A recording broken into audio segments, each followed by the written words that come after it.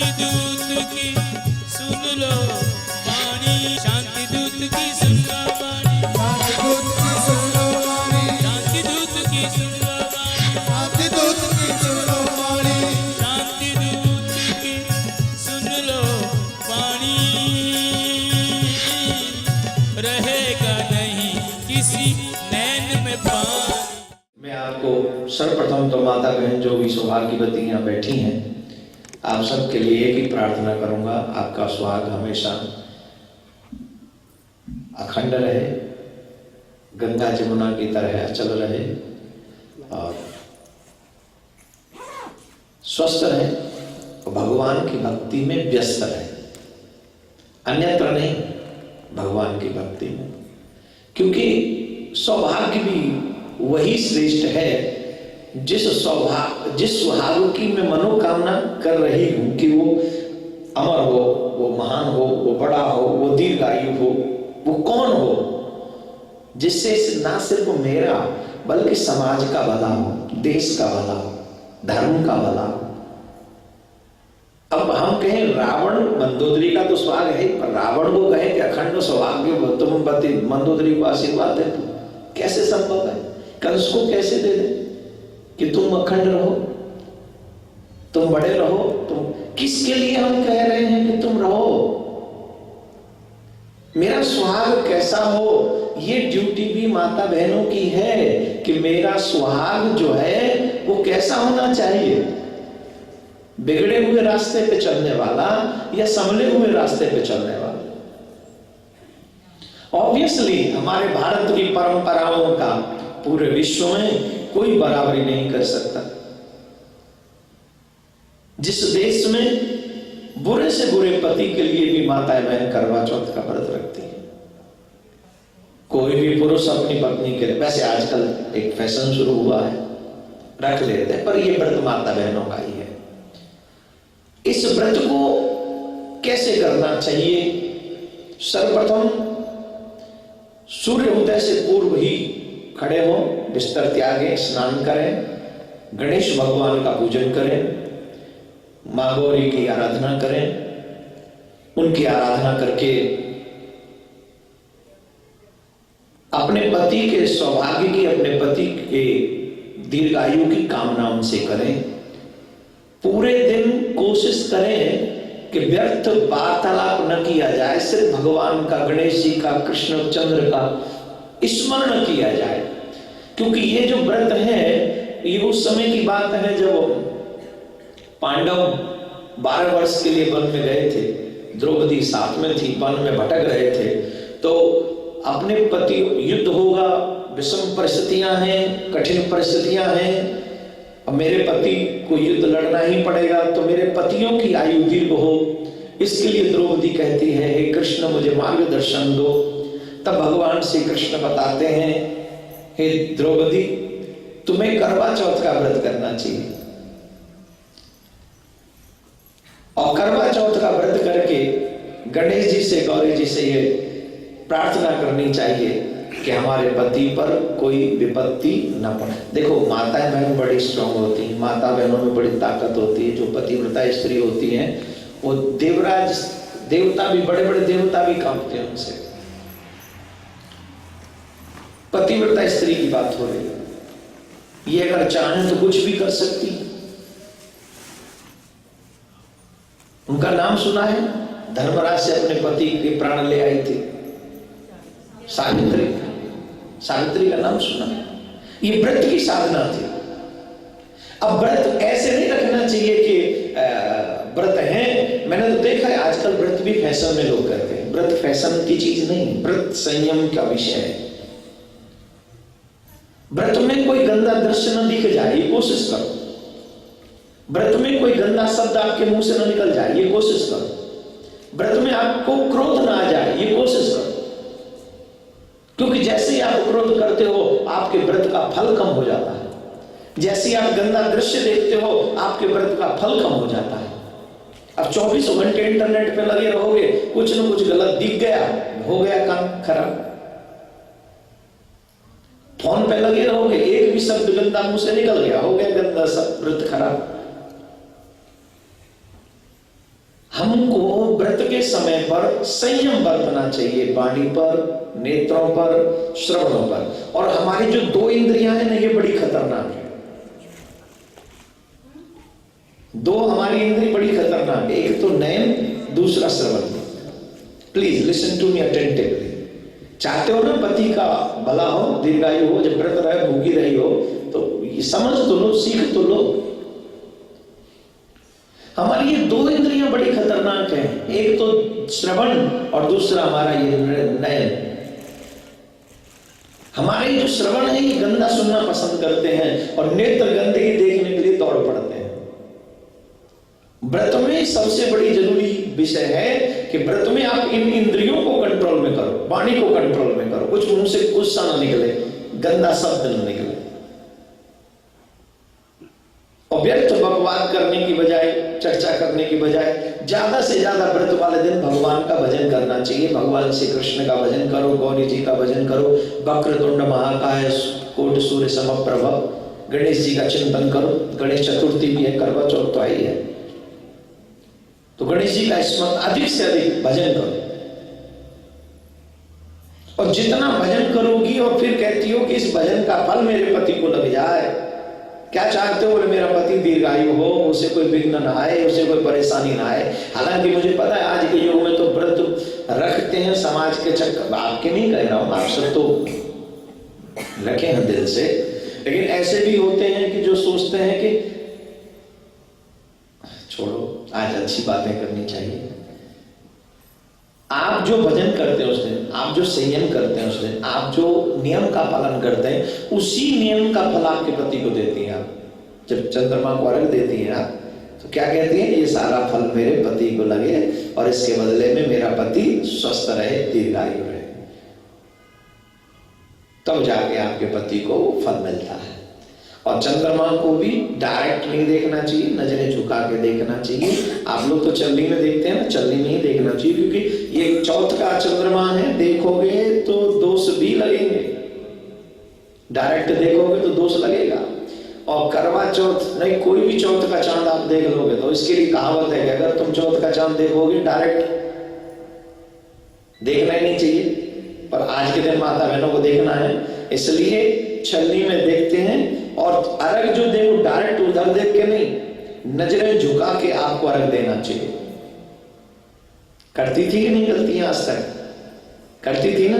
इसीलिए गुरुजनों की जरूरत होती है कि वो सही मार्ग दिखा सके। सासू माँ ने उनको सिखा दिया, उसने उनको सिखा दिया, उसने उनको सिखा दिया, और झट दे भैया मेरे लठ में लठ करके काम खत्म। ऐसे नहीं होता ना, नियम नियम है। आप व्रत का मतलब ही होता है अपने आप को संयमित करना, डेली रूटीन से दूर हटके कुछ काम करना। डेली रूटीन तो आप पिज्जा खा ही रहे हो, आज क्यों नहीं खाए? रोज काम पे जा रहे हो, रोज फोन सुन रहे हो, रोज कुछ न कुछ कर रहे हो, आज उस सबसे हटके काम करना है। Because today is your fast, you are fasting, right? तो आज हमको नियम पालन करना चाहिए, कम बोले, और बोले तो सिर्फ भजन करें ज्यादा से ज्यादा। अब बताओ ईमानदारी से, आज सब और दिनों से ज्यादा भजन किया? नहीं किया। हम तो और दिन भी नहीं करते, हम आज भी नहीं कर रहे। आज हम मंदिर में आके थोड़ा सा कर लिए हैं, ये गलत है। व्रत वाले दिन ज्यादा भजन करो, क्योंकि व्रत का मतलब अस्तित्व ही क्या है? भजन ही तो है। वो भजन ही तो आपको फल देगा। भूखे तो उस दिन भी रह लेते हो जिस दिन आप कुछ नहीं खाते हो, और कोई काम में बिजी हो जाओ, उस दिन भी तो कुछ नहीं खाते हो, तो वो व्रत हो जाएगा? नहीं होगा। तो क्या करें? व्रत में अधिक से अधिक भजन करें, ज्यादा ज्यादा भजन करें। और शाम को अर्घ देते समय भगवान से प्रार्थना करें, चंद्र भगवान से, चंद्रमा से, और भगवान श्री कृष्ण से या अपने आराध्य से प्रार्थना करें आज के हमारे व्रत का फल हमारे पति को लग जाए। और पति को लग जाए तो क्या होगा? हमारा पति थोड़ा उसका उम्र बढ़ जाए, दीर्घायु हो। एक चीज, जब आपको पता हो कि हमारा पति बिगड़ा हुआ है, तो एक प्रार्थना जरूर अपने पति के लिए किया करो कि हमारा पति सुधर जाए। हम अपने पति को छोड़ दें ये नहीं सोचना है, हमें हमारे पति को सुधार देना है ये सोचना है। हमारा पति सुधर जाए। क्यों सुधर जाए? देखो कमियां सब में है, ऐसा नहीं कि पत्नियों में कमियां नहीं है या पति में कमी नहीं है, कमियां हर किसी में है, लेकिन हम जिसको अपना मानते हैं उसको हम सुधारने की कोशिश करते हैं, उसे मिटाने की कोशिश नहीं करते। आप जिसे अपना मानते हो उसे सुधारो, उसे मिटाओ मत। आज के व्यक्ति में सबसे बड़ी प्रॉब्लम यह है कि वो सहनशील नहीं है, वो मिटा देना चाहता है हर चीज को, सुधारना नहीं चाहता, मिटा देना चाहता। अरे भाई तुम कैसे अपने हो? अगर तुम अपने हो, पति हो या पत्नी, अगर पति बिगड़ा हुआ, अगर पत्नी बिगड़ी हुई, हमको लगता है कि वो गलत रास्ते पे जा रहा है, तो हमें भगवान से प्रार्थना करनी चाहिए, व्रत करना चाहिए, नियम करना चाहिए, प्रार्थना करनी चाहिए, हमारे इस पार्टनर को सुधार दो, हमारे बच्चे को सुधार दो, या हमारे कुछ भी लाइक दैट, ये सब प्रे करना चाहिए हमको। तो ये प्रार्थना भी आपको करना बाकी है। ये कब करनी है? जब आप चंद्रमा को अर्घ देंगे। अच्छा, एक और चीज मैं बताता हुआ चलूं, जब तक चंद्रमा को अर्घ नहीं देते तब तक जल नहीं पीते, शरबत भी नहीं, अमृत भी नहीं। ये मुझे पता है कि आज आपने क्या किया है, इसलिए बोल रहा हूं, आगे से ध्यान रखना, ठीक है?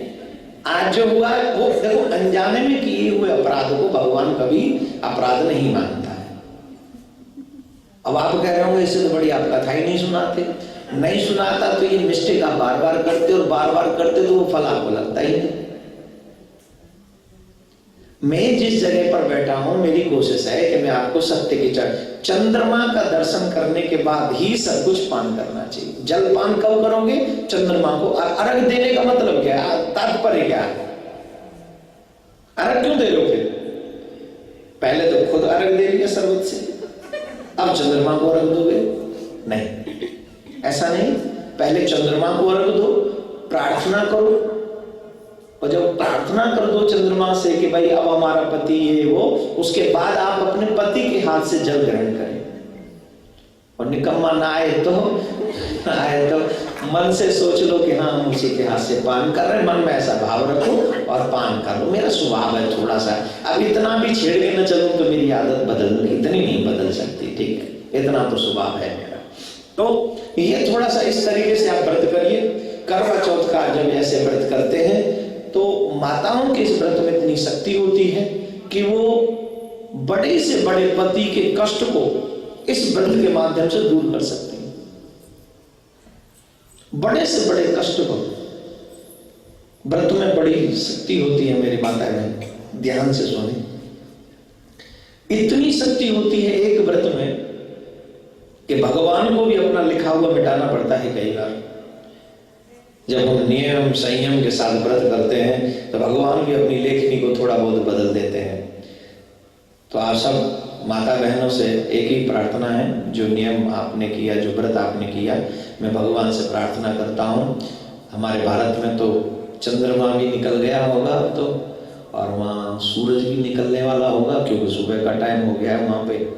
अब वहाँ 5 बजने वाले हैं, अर्ली इन द मॉर्निंग है। फिर भी भारत में जो भी लोग हमें इस समय श्रवण कर रहे हैं, उन सभी माता बहनों को एक ही प्रार्थना हम करते हैं, भगवान करे आपके स्वाग हमेशा अमर बने रहें, अच्छे बने रहें, भक्ति में लगे रहें, सब मार्ग पर लगे रहें। आप भी नियम के साथ जो मैंने बताए उनको फॉलो करें, और शांति के कोई भी व्रत हो, सबसे पहले व्रत में काम, क्रोध, ईर्ष्या, लोभ, मोह, इन 5 चीजों पर विजय व्रत के दिन पानी चाहिए। क्रोध भी नहीं, लालच भी नहीं, काम भी नहीं, ईर्ष्या भी नहीं। ये 5 चीजों को जीतकर जो व्रत करते हैं वो ज्यादा पावरफुल हो जाता है। और बिल्कुल पावरफुल बनाने के लिए ये चीजें हमारे लिए बहुत मोस्ट इंपॉर्टेंट है, प्लीज। तो ये जब आप करेंगे तो मुझे ऐसा लगता है कि आप अवश्य अपने जिस भाव से आप व्रत रखती हैं वो भाव आपका पूरा होगा। बोलो राधे राधे। एक बार और बोलेंगे जोर से, एक बार और बोलेंगे। अभी आप कथा की तरफ बढ़ेंगे, ध्यान दें। कल आपने कथा श्रवण की, प्रहलाद चरित्र। भगवान नरसिंह रूप बनाकर प्रहलाद जी की रक्षा करते हैं। प्रहलाद जी की रक्षा करते हैं, आप ध्यान देते रहिए इधर ही।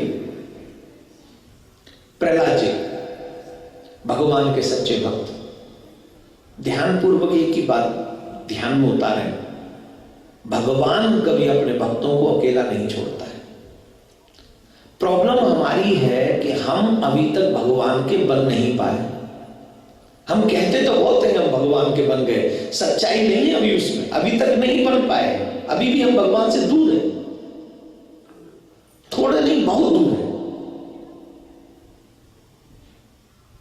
और जब भगवान से दूर है फिर भी भगवान हमारी प्रत्येक मनोकामना को पूरी करता है। जब भगवान के हो जाएंगे पूर्णतः तो भगवान हमें कब अधूरा छोड़ेगा? बोलिए, कभी अकेला छोड़ेगा? भगवान के सच्चे भक्तों को पग पग पे सहारा मिलता है, जिस ओर चले जिस ओर बढ़े उस ओर किनारा मिलता है। प्रहलाद को आग में नहीं जलने दिया, प्रहलाद को पहाड़ से नीचे गिरा तो दिया लेकिन उसे कुछ होने नहीं दिया, सर्प से डसवाया, कुछ होने नहीं दिया।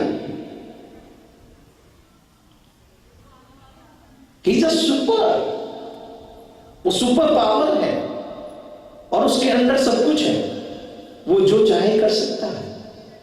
प्रहलाद की रक्षा करने वाला भगवान वो हमारी और आपकी रक्षा करेगा, लेकिन वो हमें प्रहलाद जैसा समर्पण करना पड़ेगा, प्रहलाद जैसी भावना रखनी पड़ेगी। ईर्ष्या से ऊपर उठो, क्रोध से ऊपर उठो। अरे सबसे प्रेम करो, भगवान की ये पूरी दुनिया किसी और ने नहीं बनाई है। एक तरफ आप उनसे प्रेम करते हो और एक तरफ उन्हीं की बनाई हुई दुनिया से नफरत करते हो, वो कैसे प्रसन्न होगा? हम में राम, तुम में राम, सब में राम समाया है, कर लो सबसे प्यार, जगत में कोई नहीं पराया है। इस दुनिया में कोई गैर नहीं है, किसी से ईर्ष्या मत करो, द्वेष मत करो। अगर तुम्हारा भी कोई बुरा करे उसे क्षमा करते हुए चले जाओ। क्या होगा? बोले एक दिन वो रोएगा और तुम मुस्कुराओगे, और तुमने भी अगर उससे बदला ले लिया या तुमने भी वही बोल दिया जो उसने बोला था, फिर तुम में और उसमें फर्क क्या रह जाएगा? फिर कोई भी अंतर नहीं रहेगा, हम सब एक जैसे हो जाएंगे। हम सबको एक जैसा नहीं, हमें एक बात सोचनी है, अगर भगवान को हमें पाना है, ईश्वर को हमें पाना है, तो एक बात हमें समझनी होगी, ये पूरी दुनिया हमारी अपनी है, गैर नहीं है। हमें भगवान ने प्रकट किया है, हमें भगवान ने बनाया है, और भगवान ने किसी मकसद के लिए बनाया। हाँ, तो ये लोग हमसे उल्टा सीधा क्यों बोलते हैं? कभी कभी परमात्मा हमारे कर्मों की सजाएं लोगों के द्वारा दिलवाता है, कठोर शब्द सुनवाता है, क्योंकि कभी न कभी हम किसी को सुना के आए। बिना बीज बोए कोई फसल आपको मिलने वाली नहीं। अगर आपको कोई गंदा बोल रहा है बिना किसी वजह के, इसका मतलब आपने कभी जरूर गंदा बोला था किसी को बिना वजह के। अगर कोई आपको चोट पहुंचा रहा है, इसका मतलब है आप कभी चोट पहुंचा के आए हो बिना वजह, तो आपको चोट मिलती नहीं। आपको याद नहीं है, मुझे याद नहीं है, इसलिए शायद मैं कह देता हूं, मेरे को बिना वजह किसी ने कुछ कहा नहीं, नहीं, वजह है, वजह है, हमारे तुम्हारे पिछले जन्मों के कर्मों की वजह है, जिन कर्मों की वजह से हमें यहां भोगना पड़ रहा है। भोगना तो पड़ेगा माय डियर, भोगना तो पड़ेगा। तो इसलिए अगर कोई मेरा बुरा भी करे तो उसका भी बुरा करने की कोशिश हम न करें। इसी से भगवान प्रसन्न भी होते हैं। वो जानते हैं कि सब में मेरा ही दर्शन कर रहा है, सब में मेरा ही दर्शन करके ये भक्ति को आगे बढ़ा रहा है। कहा है ना, पांचम मोई सम जग देखा, मोते अधिक संत कर लेखा। भगवान ने कहा है मेरी भक्ति है पांचवी। कौन सी? बोले पूरे ब्रह्मांड में मेरा ही दर्शन करे, अण में, जल में, खल में, थल में, भुवन भुवन में व्याप्त, हर जगह व्याप्त है वो। ऐसी कोई जगह नहीं है जहां वो मौजूद नहीं है। और जो किसी में दोष देखता है वो तो परमात्मा का बिल्कुल भी प्यारा नहीं हो सकता। हे मेरे प्रभु प्रेमियों, अगर भगवान के प्यारे बनना चाहते हो तो सबसे प्यार करना सीखो, सबको अपना मानना सीखो। कोई गैर नहीं है, ये भाव मन में प्रकट कर लो। सब मेरे अपने हैं, सब मेरे ठाकुर के बनाए हुए हैं, सब मेरे ही परिवार के हैं। ये सुंदर भाव जब आपके मन में जागृत हो जाएगा तो मेरे भगवान नरसिंह बनकर जैसे प्रहलाद को बचाते हैं, वैसे ही मेरे ठाकुर आपको भी बार बार आपकी रक्षा करने आएंगे। बोलो राधे राधे। आज आप धीरे बोल सकते हैं, कोई प्रॉब्लम नहीं, आज मैं नहीं कहूँगा आप जोर से। प्रहलाद की रक्षा करते हैं, फिर समुद्र मंथन होता है। समुद्र मंथन में भगवान अनेकों रूप धारण करते हैं। जब दैत्य उस समय दैत्यों के राजा थे राजा बलि। उन्होंने देवराजेंद्र के ऊपर आक्रमण किया, देवता भागने लगे। भगवान नारायण के पास पहुंचे, त्राहिमाम त्राहिमाम, रक्षा करो रक्षा करो रक्षा करो। भगवान बोले कमाल करते हो, तुम देवता हो और वो दैत्य हैं और फिर भी तुम बार बार मेरे पास दौड़े चले आते हो, रक्षा करो रक्षा करो। खुद की ताकत नहीं है क्या? तुम्हें खुद का बल नहीं है क्या? ध्यानपूर्वक एक बात सुनना, मैं आपको समझाने की कोशिश कर रहा हूं, उसे पूर्णतः समझने की कोशिश कीजिए। जो व्यक्ति भजन नहीं करता वो इंटरनली बड़ा कमजोर होता है, बड़ा कमजोर। आप 1 महीने बिल्कुल भजन मत करिए, उसका एक्सपीरियंस करिए, और 1 महीने पूरा ढंग से भजन करिए, उसका एक्सपीरियंस करिए। आपको पता चलेगा कि आप किन दिनों में बलवान अपने आप को महसूस करते हैं, कि आपको लगता है कि हाँ मेरे साथ कुछ है। इन देवताओं की एक समस्या है, देवता मैं उनको कह रहा हूं जो देवराजेंद्र के अंडर रहते हैं। देवताओं की एक समस्या है, ये हमेशा अपने सुखों में खोए रहते हैं, सुरा सुंदरियों में ही भूले रहते हैं। ये आपने सुना है कभी सूर्यदेव क्या नाम है, इंद्रदेव गए तपस्या करने नारायण की, सुना? चंद्रदेव गए, सुना? सूर्यदेव गए साधना करने, सुना आपने? फुर्सत नहीं, इनको अपने काम, इनके अपने काम है, और फिर उसके बाद बचा हुआ समय वो अपनी लाइन में लगा देते हैं। लेकिन आप बाबा शिव से सीखिए। आपने कभी देखा सुना है कि बाबा शिव नृत्य का दर्शन कर रहे हैं? वो खुद तांडव करते हैं, लेकिन वो अप्सराओं का नृत्य नहीं देखते हैं। वो किसी अप्सरा से नहीं कहते तुम आओ नृत्य करो।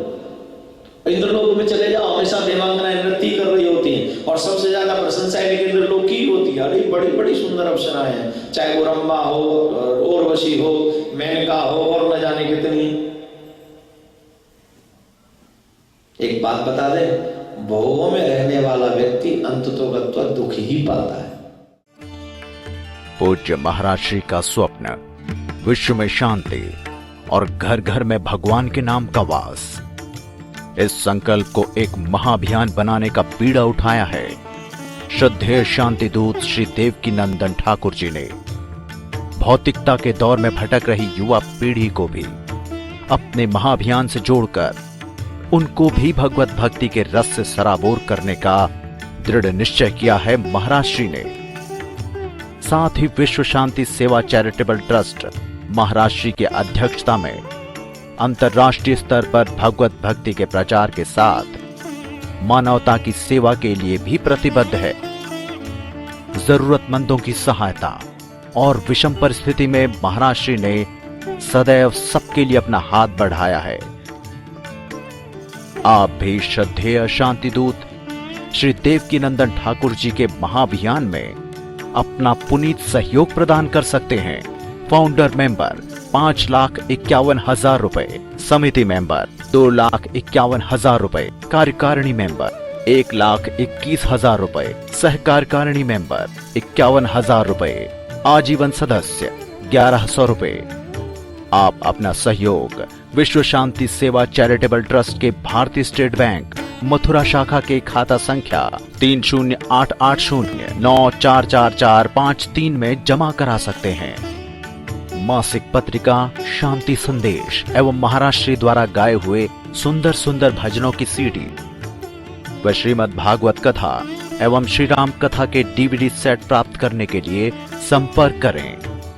ज्योति music company, Shanti Seva Dham, Jhatikara, Vrindavan road, Vrindavan, Mathura, Uttar Pradesh. Phone number 0735111221, 0735111331। Delhi कार्यालय C5/90, first floor, sector 6, Rohini, Nai Delhi 110085। Phone number 01147564008। Mobile 9212210143। Website www.vsscd.com, www.shantisevadham.in।